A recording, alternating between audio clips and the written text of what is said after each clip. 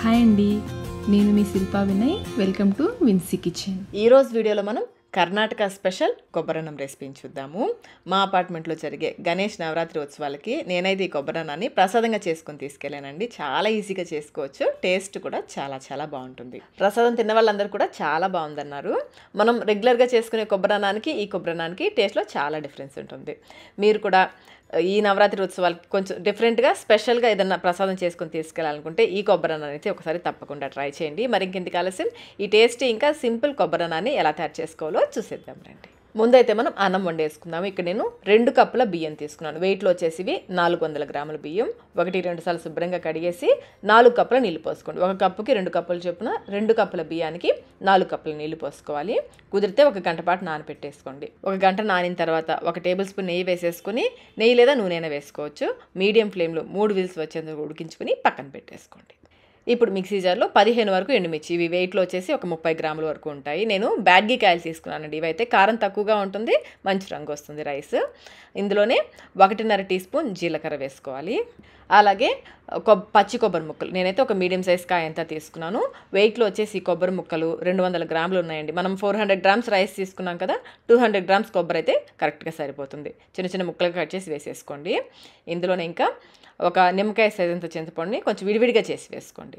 అలాగే 2-3 రెమ్మల కరివేపాకు, కొంచెం కొత్తిమీర కూడా వేసుకుని అస్సలు నీళ్లు పోయకుండా మధ్య మధ్యలో కలుపుకుంటూ కొంచెం పలుకులుగా ఉండేలాగా గ్రైండ్ చేసుకోవాలి. ఇలా గ్రైండ్ చేసుకుని పక్కన పెట్టేసుకోండి. ఇప్పుడు స్టవ్ పైన అడుగు మందం గల ఒక గిన్నె పెట్టేసుకుని ఇందులో 5-6 టేబుల్ స్పూన్ల వరకు నూనె వేసి, నూనె కాగిన తర్వాత ఒక గుప్పెడు పల్లీలు వేసుకుని వేయించుకోవాలి. పల్లీలు మీ ఇష్టం అండి, మీరు ఎన్ని కావాలంటే అన్ని వేసుకోవచ్చు. నేను నువ్వులు తీసుకున్నాను, అందుకని కొంచెం పొంగుతుంది, ఇలా నురగలుగా వస్తుంది. పల్లీలు వేగడానికి టైం పడుతుంది కాబట్టి ముందు పల్లీలు వేసి వేయించేసుకోవాలి. సగం వరకు వేయించుకుని మిగిలిన పోపు దినుసులు వేసుకోవాలి. ఇవి సగం వరకు వేగిన తర్వాత 2 టేబుల్ స్పూన్ల పచ్చెనపప్పు, 2 టేబుల్ స్పూన్ల మినపగుళ్ళు, అలాగే 1 టీ స్పూన్ నిండుగా ఆవాలు, 1/2 టీ స్పూన్ జీలకర్ర మనం కొబ్బరి గ్రైండ్ చేసేటప్పుడు కూడా వేసాం కాబట్టి కొంచెం వేసుకుంటే సరిపోతుంది. ఈ పోపు గింజలన్నీ కూడా బాగా ఎర్రగా వేయించుకోవాలి. బాగా వేగిపోయాయి కదా, ఇప్పుడు ఇందులో 3-4 గ్రాముల కరివేపాకు, 1/2 టీ స్పూన్ ఇంగువ, కొంచెం పసుపు, 1/2 టీ స్పూన్లో సగం పసుపు ఎక్కువ అవసరం లేదు, కొంచెం వేసుకుంటే సరిపోతుంది. ఒకసారి అంతా బాగా కలిసేలా కలిపేసుకుని ఈ కరివేపాకు కొంచెం వేగిన తర్వాత మనం గ్రైండ్ చేసుకున్న కొబ్బరి మిశ్రమం వేసేసుకోవాలి. ఫ్లేమ్ని లో మీడియంలో పెట్టేసి మధ్య మధ్యలో కలుపుకుంటూ ఈ కొబ్బరి కమ్మటి వాసన వచ్చేంత వరకు వేయించుకోవాలి.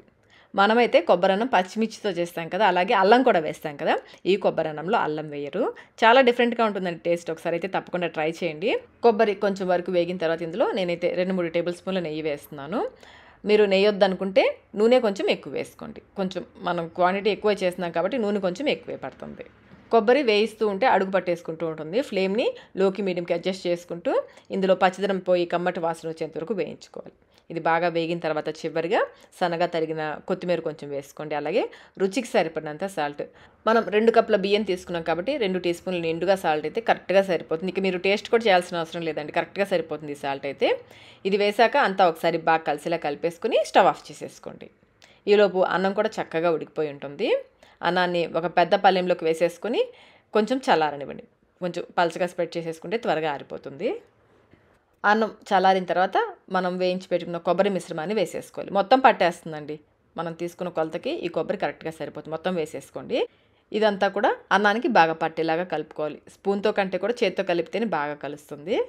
మనం అన్నం వండుకునేటప్పుడు 1 టేబుల్ స్పూన్ నెయ్యి వేసాం కదా, దానివల్ల అన్నం చక్కగా పొడిగా వస్తుంది, ముద్ద అవ్వకుండా పొడిగా వస్తుంది.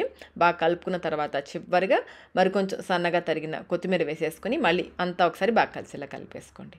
అంతేనండి, గుమగుమలాడే కర్ణాటక స్పెషల్ కొబ్బరన్నం అయితే రెడీ అయిపోయింది. టేస్ట్ అయితే చాలా చాలా బాగుంటుంది. చాలా సింపుల్గా కూడా చేసేసుకున్నాం కదా. ఎప్పుడు ప్రసాదం అంటే పులిహోరే కాకుండా కొంచెం స్పెషల్గా ప్రసాదాలు ట్రై చేయాలనుకుంటే ఈ రెసిపీని అయితే తప్పకుండా ట్రై చేయండి. చాలా చాలా బాగుంటుంది. ట్రై చేసి మీకు టేస్ట్ ఎలా అనిపించిందో ఒక కమెంట్ రూపంలో తెలియచేయండి. వీడియో నచ్చినట్లయితే లైక్ చేయండి, మీ ఫ్రెండ్స్కి ఫ్యామిలీ మెంబర్స్కి షేర్ చేయండి.